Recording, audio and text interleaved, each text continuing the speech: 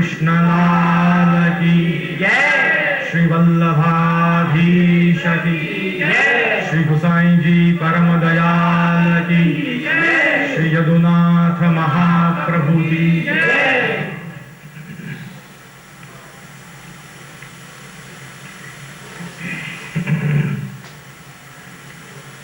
हरि ओम तच्छंयोरावृणीमहे गातुं यज्ञाय गातुं यज्ञपतये दैवी स्वस्तिरस्तु नः स्वस्तिर्मानुषेभ्यः ऊर्ध्वं जिगातु भेषजम् शन्नो अस्तु द्विपदे शञ्चतुष्पदे ॐ शान्ति शान्ति शान्तिः।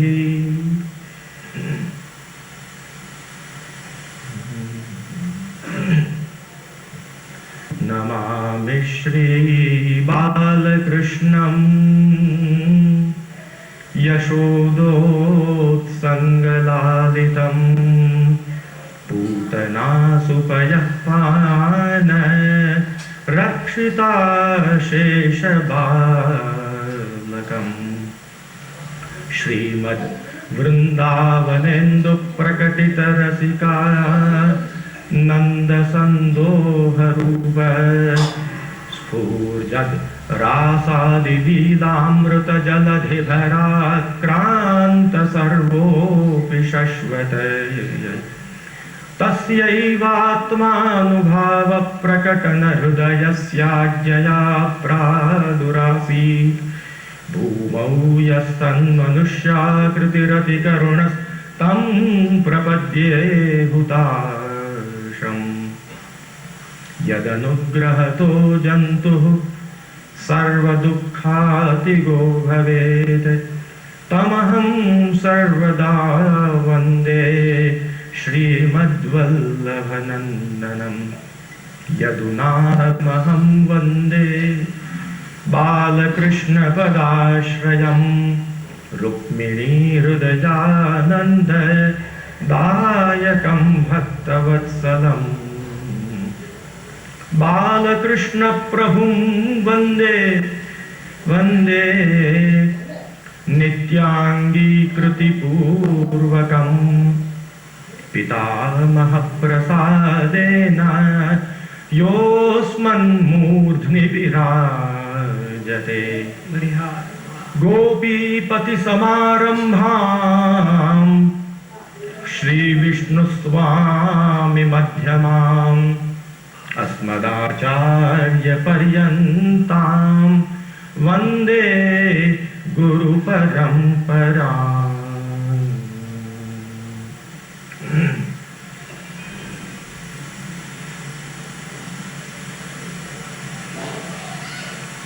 मंच पर समासीन समस्त विशिष्ट महानुभाव जन,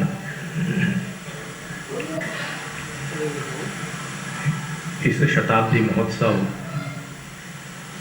में प्रत्यक्ष या परोक्ष रूप से यहाँ वृंदावन में या देश में या विदेश में कहीं पर भी जो लोग रहे हुए हैं वे सभी सद्धर्मपरायण आयोजन में निमित्त बने हुए सभी भक्तजन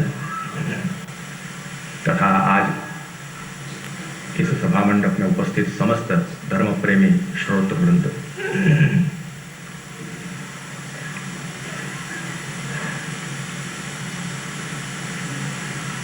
आप सब सुविदित हैं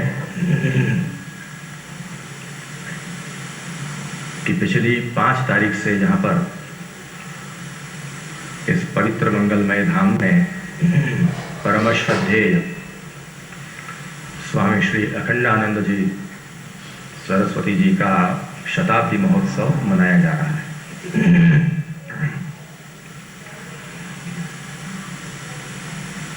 और आज तक के इस समारोह में कई जगत गुरु, महामंडलेश्वर, मंडलेश्वर, विद्वज्जन, संतजन यहाँ पर पधारे उन्होंने अपने हृदयोद्गार व्यक्त किए हैं और जनता को, भारतीय जनता को मार्गदर्शन प्रदान किया है।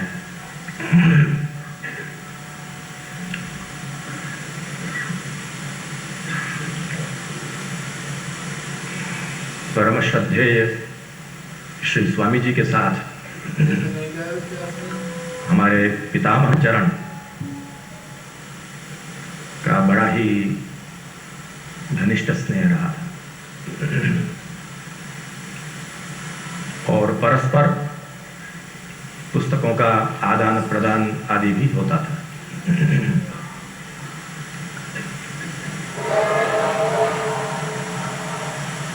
श्रद्धेय स्वामी जी के संबंध में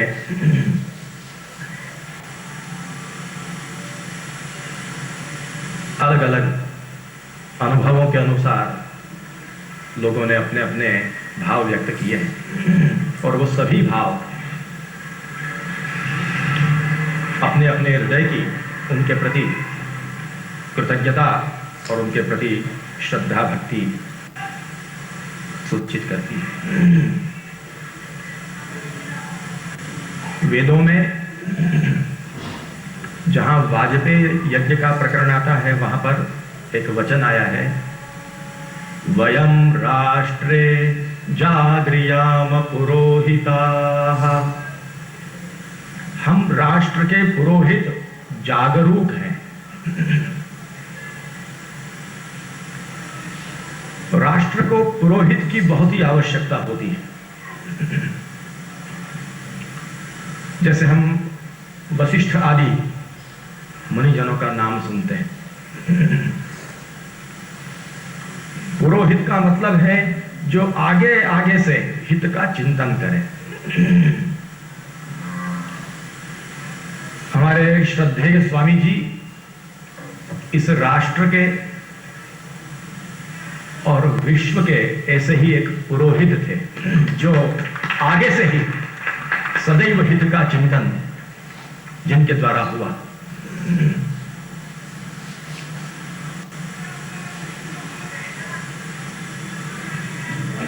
जैसे अभी हमारे पूर्व वक्ताओं में से आपने मधुसूदन सरस्वती जी के नाम का स्मरण किया। हम अभी जहाँ पर नृत्य गोपाल जी का मंदिर है वहाँ पर जब हम दर्शन में हमको ले गए तो हमारे मन में यही स्फुरणा हुई कि जिस प्रकार मधुसूदन सरस्वती जी की अनुभूति थी, पूर्णेन्दु सुंदर मुखाद अरविंद नेत्रात् कृष्णात् परं किमपि तत्त्वमहं न जाने, वैसी ही अनुभूति हमारे श्रद्धेय स्वामी जी की रही, जिसका सबसे बड़ा प्रमाण है कि आपकी श्रीमद् भागवत में असाधारण निष्ठा।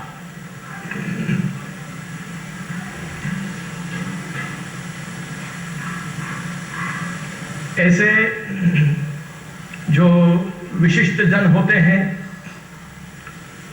वे अपने जीवन काल में भी प्राणी मात्र को भगवान की ओर प्रेरित करते हैं, भगवद आनंद से आनंदित करते हैं, और जब उनकी प्रत्यक्ष उपस्थिति नहीं होती है तब भी वे भक्तजनों को भगवद आनंद से आनंदित करते हैं, जिसका प्रत्यक्ष प्रमाण है कि आज हम लोग सब इस वृंदावन धाम में बैठे हुए हैं।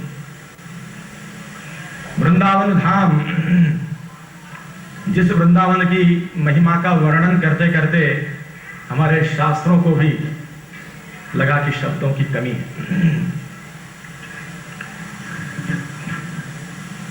यह तो वृंदावन है जहां पर सदैव भक्ति नृत्य करती। धन्यम वृंदावनम यत्र भक्तिर नृत्यति, धन्यम वृंदावनम तेन भक्तिर नृत्यति यत्र च। और अष्टछापादी भगवतियों ने वृंदावन का महात्म्य वर्णित करते हुए कहा है, एक पलक जो रहिए वृंदावन, एक पलक जो रहिए, जन्म जन्म के पाप कटत है, कृष्ण कृष्ण मुख कहिए। क्या बात ये तो वृंदावन धाम में यदि एक पलक के लिए भी हमको निवास मिल गया तो हमारा जीवन धन्य है।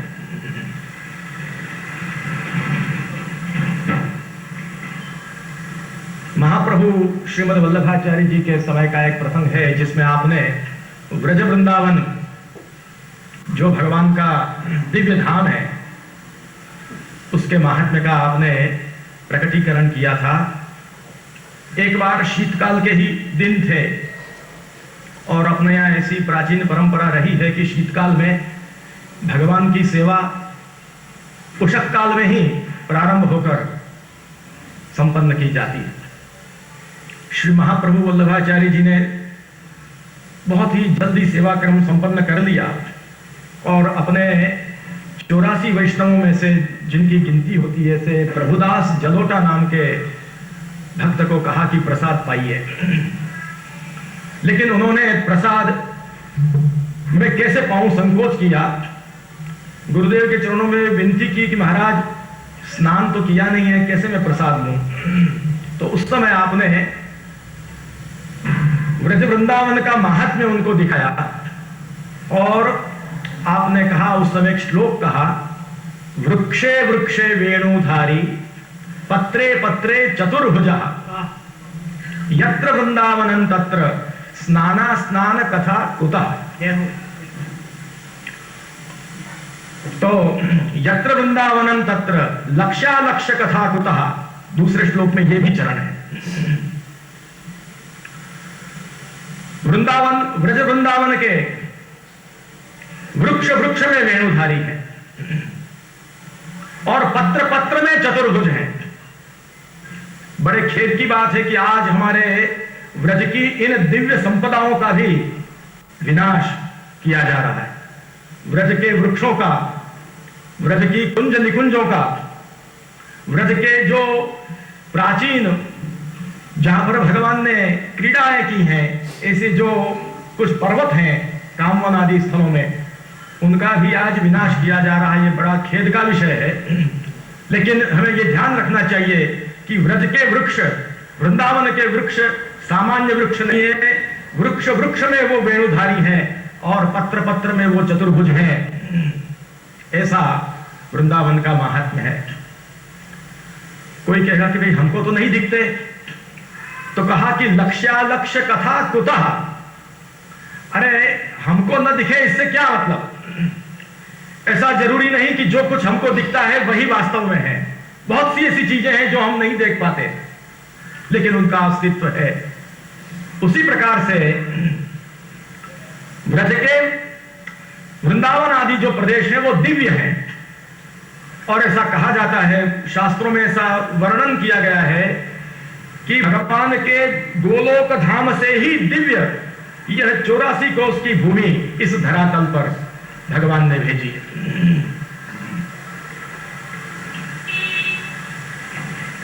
इस वृंदावन और ब्रज प्रदेश से भगवान श्री कृष्ण कहीं नहीं पधारे हैं। आज भी भगवान श्री कृष्ण युगल स्वरूप समस्त लीला परिकर इस ब्रज भूमि में, ब्रज वृंदावन धाम में विराजमान है। और इसीलिए लक्ष्यालक्ष्य खा कुतः, जिनको लक्ष्य में नहीं आते हैं वो उनका अनधिकार और भक्ति का अभाव है। लेकिन जो भक्ति से संपन्न है उनको तो आज भी भगवान इन स्थलों में दृष्टिगोचर होते हैं। और इसका प्रमाण श्रीमद् भागवत में बड़ा सुंदर तृतीय स्कंध में वर्णित किया गया है। पश्यन्ति ते में रुचिरावतंस प्रसन्न वक्त्रारुण लोचनानि रूपाणि दिव्यानि वरप्रदानि साकं दिव्यां स्पृहन्ति वाचम। तो इसमें बड़ा सुंदर वर्णन किया गया है कि आज भी यहां पर वर्तमान काल का प्रयोग किया गया है। पश्यन्ति, तो आज भी यदि कोई भगवान का भक्त ऐसा है तो वो भगवान के दर्शन कर सकता है। श्रीमद् भागवत में भगवान कृष्ण के प्राकट्य के बारे में बहुत विचार हुआ है कि भाई भगवान का इस धरातल पर प्राकट्य क्यों हुआ। अलग अलग विचारकों ने, अलग अलग मनीषियों ने अपने अपने ढंग से विचार किया, और किसी ने धर्म प्रधान बुद्धि से विचार किया, किसी ने अर्थ प्रधान बुद्धि से विचार किया, किसी ने काम प्रधान बुद्धि से विचार किया, लेकिन मोक्ष प्रधान दृष्टि वाले विचारकों ने कहा भवेस्मिन् क्लिश्यमानानाम अविद्या काम कर्मभिः श्रवण स्मरणार्हाणि करिष्यन्निति केचन। जैसे कि अभी बहुत से विद्वानों में से कुछ विद्वानों ने वाणी गुणानुकथने श्रवणौ कथायाम इत्यादि विषय पर विचार किया था। तो हम भगवान के गुणों से, भगवान के गुणों का गान करके हमारी वाणी को पवित्र करें, परंतु प्रश्न होता है कि हम भगवान के गुण गाएं कैसे। भगवान ने यह विचार किया कि हम यदि हमारे गोलोक धाम में ही सदैव विहार करते रहेंगे तो भूतल के जो हमारे भक्त हैं वो कौन सी लीलाओं का गान करेंगे। इसलिए भवेस्मिन् क्लिश्यमानानाम अविद्या काम कर्मभिः श्रवण स्मरणार्हाणि करिष्यन्निति केचन। भगवान ने अवतरित होकर ऐसे ऐसे चरित्र किए। छठे ही दिन पूतना आई, और पूतना वध से लेकर के एक एक ऐसे ऐसे चरित्र किए कि जिसका आज भी श्रवण स्मरण करके हम लोग धन्य होते हैं। तो हमारे श्रद्धेय स्वामी श्री अखंडानंद जी महाराज का श्रीमद् भागवत पर बहुत ही आग्रह रहा, और जैसे अभी हमारे पूर्व वक्ता आपने बताया वो बात हमने भी सुनी थी। हमारे वल्लभ संप्रदाय के बड़े ही प्रकांड विद्वान मथुरा में रहते थे श्री मनहर लाल जी चतुर्वेदी, और उनका यहाँ स्वामी जी के यहाँ वारंवार आना होता था। उनके साथ में उनके शिष्य श्री वसंत जी चतुर्वेदी जी आदि भी आते रहते थे।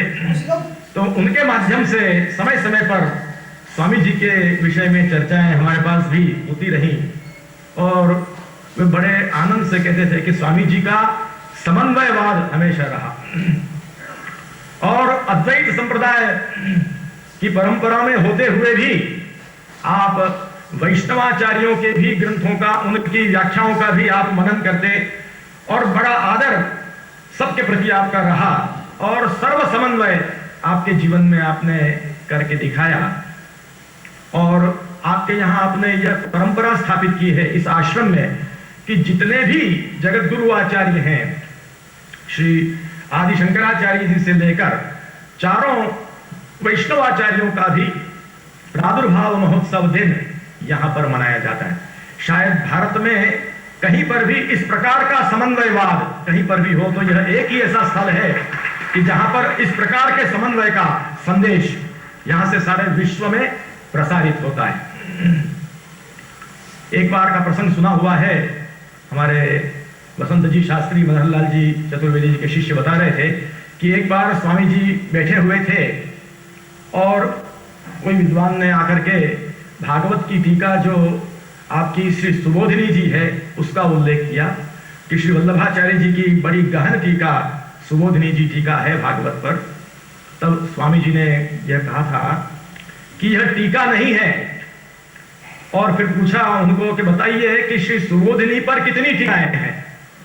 तब उन्होंने, जो अपने चतुर्वेदी जी थे, उन्होंने बताया कि टिप्पणी, श्रीमती टिप्पणी है, प्रकाश है, योजना है, लेख है, कारिका विवरण है, कई टीकाएं हैं। तब स्वामी जी ने कहा कि श्री सुबोधिनी को आप टीका मत कहिए, यह तो भागवत का महाभाष्य है। क्या जय हो, बढ़िया। तो आपका भागवत पर बड़ा ही आग्रह रहा, और श्रीमद् भागवत के माध्यम से आपने जनता को उद्धार का मार्ग दिखाया, भक्ति में लोगों को जोड़ा।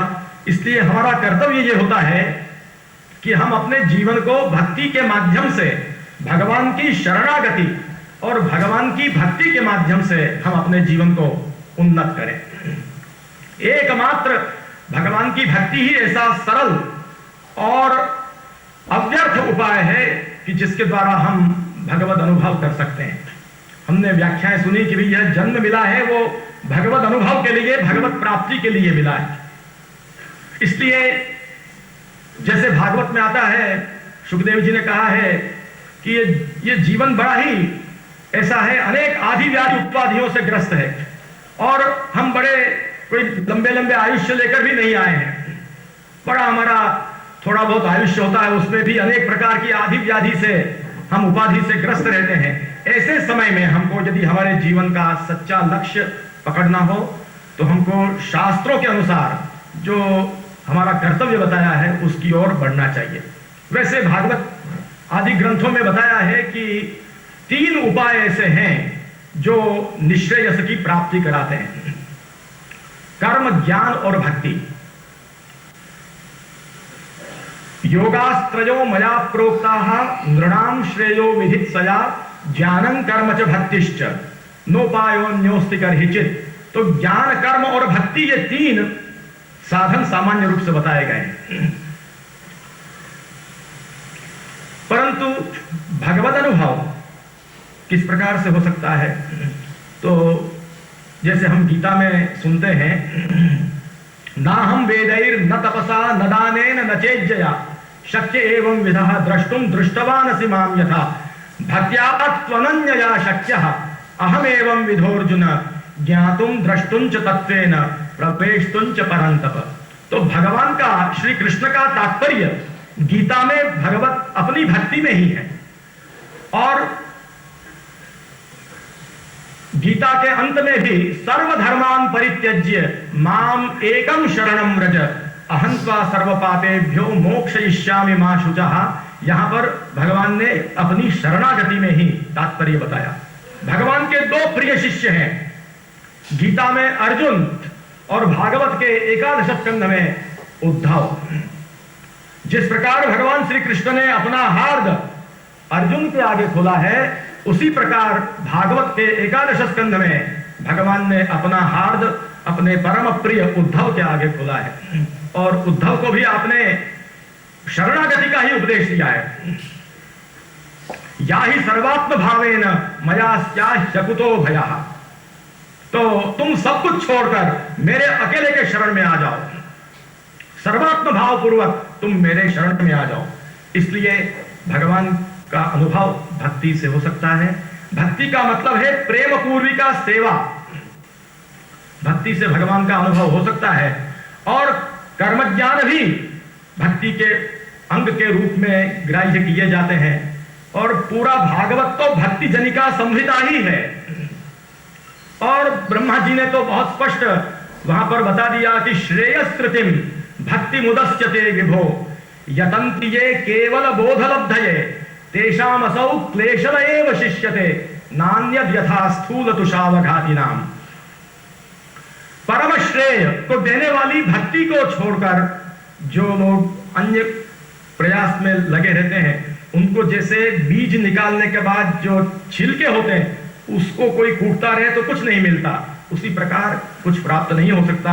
इसलिए हम बड़ा सरल प्रकार है भगवान की भक्ति, भगवान की भक्ति में हम लग जाएं। नैष्कर्म्यमप्यच्युत भाव वर्जितम न शोभते ज्ञान मलं निरंजनम कुतः पुनः शश्वत भद्रमीश्वरे न चार्पितं कर्म यत्कारणम। तो कहने का मतलब यह है, ज्यादा विस्तार का यहाँ समय नहीं है। हमारे लिए एक ही कर्तव्य है कि भगवान की भक्ति और भगवान की शरणागति। क्योंकि तपसा ब्रह्मचर्येण शमेन च दमेन च इत्यादि जो साधन बताए गए हैं वो हम लोगों में से कितने कौन कर पाएगा। इसलिए भगवान की भक्ति में हम लगे और उनका दृढ़ आश्रय रखें, यही हमारा जीवन का सर्वोच्च कर्तव्य है। आज हमारे देश के सामने, भारत की जनता के सामने कई ऐसे प्रश्न हैं कि जिनकी ओर भी हमारा चिंतन होना चाहिए। प्रायः करके ऐसा देखा जाता है, सर्वसामान्य रूप से ऐसा देखा जाता है कि हमारा अपने धर्म के प्रति, अपने देश के प्रति, हमारे अपने कर्तव्यों के प्रति चिंतन कम होता जा रहा है। और प्रायः करके हमारा जीवन इन 4 बातों में ही सिमट गया है। मैं, मेरा परिवार, मेरा घर और मेरा व्यापार धंधा, जो कुछ भी मैं कामकाज करता हूं, तो मैं, मेरा परिवार, मेरा घर और मेरा व्यापार, नौकरी व्यापार जो कुछ भी है, वो इन 4 बातों में आज हम समझ रहे हैं, भारत की अधिकांश जनता ऐसा समझ रही है कि उनके जीवन का, पूरी उनके जीवन की सार्थकता इसमें समाहित हो गई है। लेकिन हमें याद रखना चाहिए कि इससे बढ़कर हमारा कर्तव्य अपने देश के प्रति भी है, अपने धर्म के प्रति भी है। और देश का चिंतन धर्म को छोड़कर नहीं हो सकता। जीवन के किसी भी पहलू का चिंतन धर्म के बिना नहीं हो सकता, क्योंकि धर्म एक ऐसा तत्व है कि जो मानव को जन्म और उसके बाद भी उसके साथ जुड़ा हुआ है, और जीवन के हर क्षेत्र में वो हमसे जुड़ा हुआ है।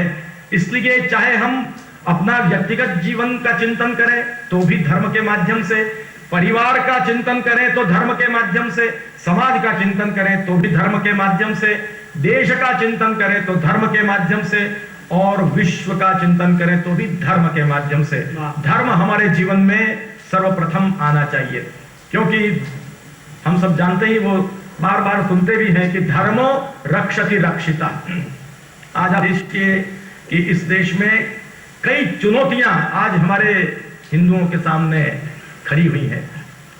जब सर्वप्रथम राम सेतु का जब शोध हुई तो लोगों ने कहीं यह राम सेतु के रूप में यह प्रसिद्ध न हो जाए, इसलिए एडम्स के नाम से इसको प्रसिद्ध कर दिया।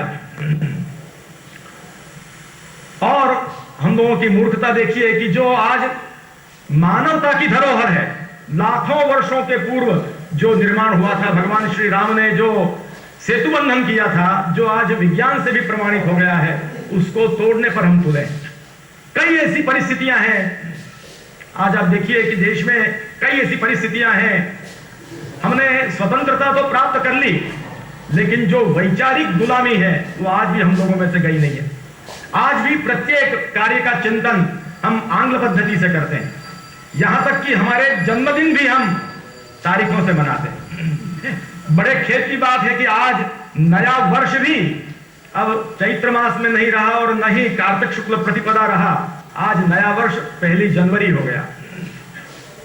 हर क्षेत्र में हम वैचारिक गुलामी में से मुक्त नहीं हुए, उसमें से हमें मुक्त होना चाहिए।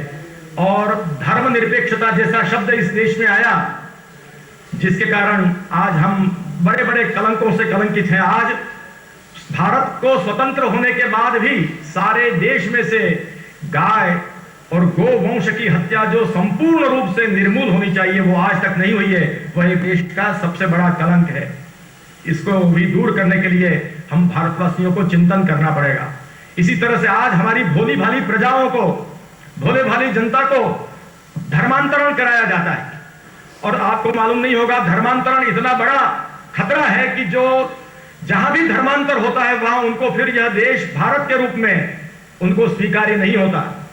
आप जानते हैं कि कई ऐसे हमारे भारत के प्रांत हैं जहां पर आज तिरंगा लहराना भी बहुत बड़ी एक समस्या का विषय बना हुआ है। तिरंगा और भारत उनको ही स्वीकार्य नहीं है जो हिंदू नहीं है। इसलिए यदि भारत की रक्षा करनी हो तो हिंदुत्व की रक्षा करनी पड़ेगी। जिस प्रकार से हमारे आदि शंकराचार्य जी ने तो गीता भाष्य में कहा है कि ब्राह्मणत्वस्य ही रक्षणेन रक्षितो भवति वैदिको धर्म। ब्राह्मणत्व की रक्षा करेंगे तो वैदिक धर्म की रक्षा होगी, आदि शंकराचार्य जी ने कहा था। ठीक उसी प्रकार आज समय आ गया है कि यदि हम हिंदुत्व की रक्षा करेंगे तो यह भारतवर्ष की रक्षा हो सकेगी। इसलिए ऐसे कई प्रश्न हैं जिसको हमको साथ मिलकर के सुलझाने होंगे। अभी अभी न्यायालय के द्वारा राम जन्मभूमि का भी जजमेंट आया और सबने अपने अपने ढंग से उसके लिए अपना अभिप्राय व्यक्त किया, लोगों ने उसको सराहा भी।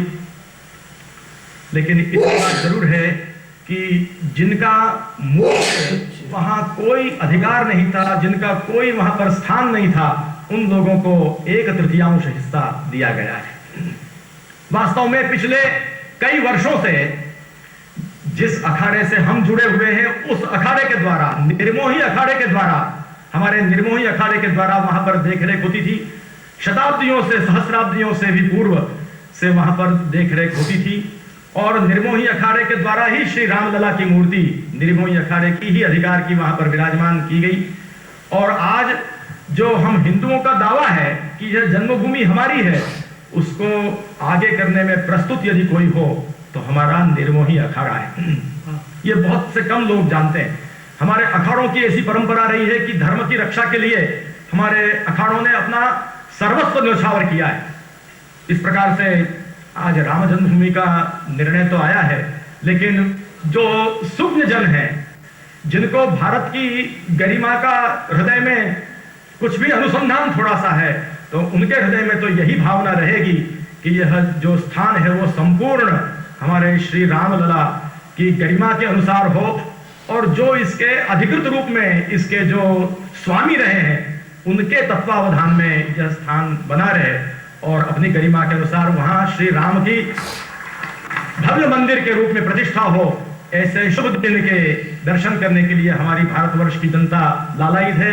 साथ ही कृष्ण जन्मभूमि की भी जो स्थिति है उसमें भी परिवर्तन प्राप्त होकर कृष्ण जन्मभूमि की भी गरिमा बने, काशी विश्वनाथ की भी गरिमा बने, यह देखने का हमारे भारतीय जनता के हृदय में एक मनोरथ है। और हम भगवान से प्रार्थना करते हैं कि हमारे भारतवर्ष की जनता को आप बल दीजिए। समय समय पर भगवान के बल से ही हम लोगों ने कुछ कार्य किया है।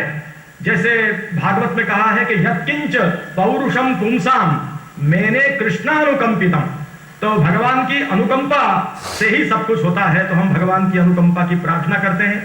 और इस आयोजन में प्रत्यक्ष रूप से परोक्ष रूप से जो लोग भी जुड़े हुए हैं, जिन्होंने इतना सुंदर आयोजन किया है, उनको हम हृदयपूर्वक धन्यवाद प्रदान करते हैं। हमारे इस संपूर्ण कार्यक्रम के जो समारोह के अध्यक्ष महोदय हैं सच्चिदानंद जी सरस्वती जी, और उसके संयोजक हैं महेश आनंद जी, और आप सब भी जो सहयोगी हैं, आपको भी हम बहुत बहुत धन्यवाद हृदयपूर्वक प्रदान करते हैं कि आपने इस आयोजन के माध्यम से लोगों को गुरु भक्ति क्या है इसका आपने निदर्शन कराया है। गुरु भक्ति के बारे में तो काफी कुछ यहाँ पर विवेचना हो चुकी है, और गुरु भक्ति के बिना सब कुछ अधूरा है। तो आध्यात्मिक मार्ग का जो प्रथम सोपान गुरु भक्ति है, उसकी प्रेरणा इस आयोजन के द्वारा आपने समाज को देकर के समाज को सही मार्गदर्शन दिया है। हम प्रभु से प्रार्थना करते हैं कि हम लोगों को आप बल प्रदान करिए कि जिससे हम अपने स्वधर्म का निष्ठापूर्वक पालन कर सकें और इस देश की रक्षा कर सकें और भारतीय होने का सच्चा गौरव अपने हृदय में प्राप्त कर सकें। इन्हीं शब्दों के साथ में बारंबार सबको शुभकामना शुभाशीर्वाद प्रदान करते हुए यहाँ वाणी को विराम करते हैं।